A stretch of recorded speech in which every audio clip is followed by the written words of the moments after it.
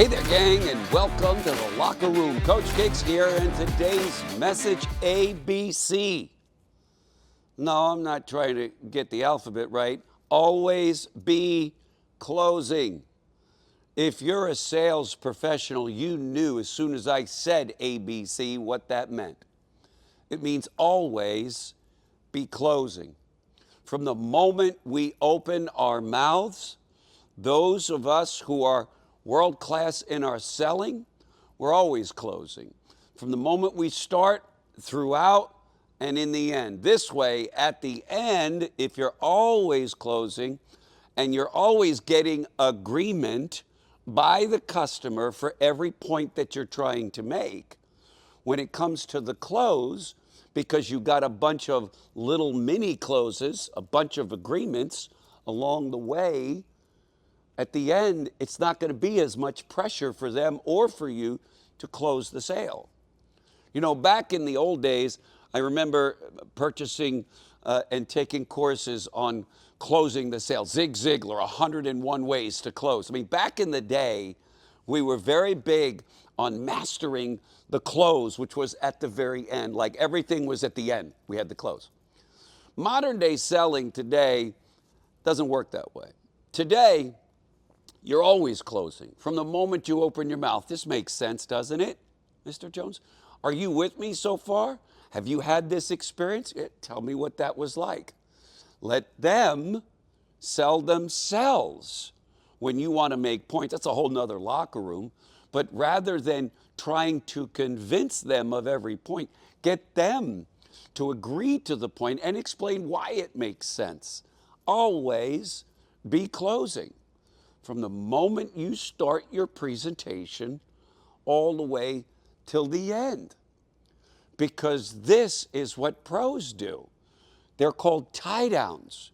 You tie people down, you get agreement, you're always closing, and then by doing this at the end, like I said, there's going to be an easy way for you to simply say, okay, which program suits best, Mr. Jones? I'm comfortable with you starting with this program right now.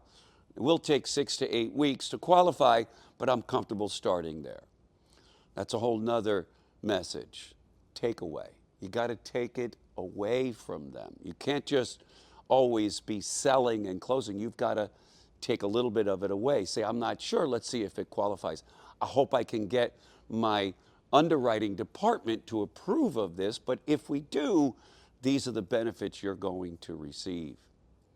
And so if you're always closing, getting agreement, whether it's nodding their head, going into agreement with you, whether it's verbally, getting them to repeat back what you said, so this way you know that they understand it.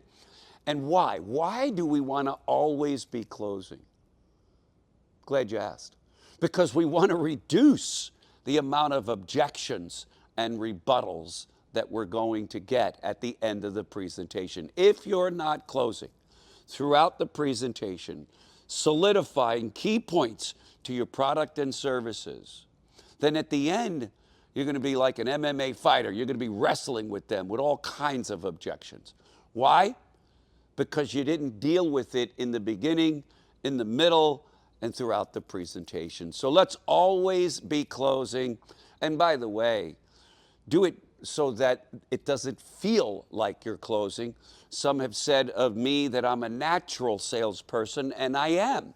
And the reason it's natural is because in the beginning, while it wasn't natural, I kept working on it and working on it and working on it, and eventually I became very comfortable doing it. And so closing for me is what I do the moment I open my mouth, and I consider myself a sales professional regardless of what service or product I'm selling. When I'm selling, get ready because you're writing a check. People ask me, well, Eric, what's your closing ratio? I have a 100% closing ratio. 100%. Yep. I just don't count the people who said no, that's all. That's my message, BA gang. That was a joke, by the way. I hope you laughed. In any event, thanks for joining me today in the broadcast. ABC, always be closing. Make it a great day, gang, and we'll see you in tomorrow's broadcast.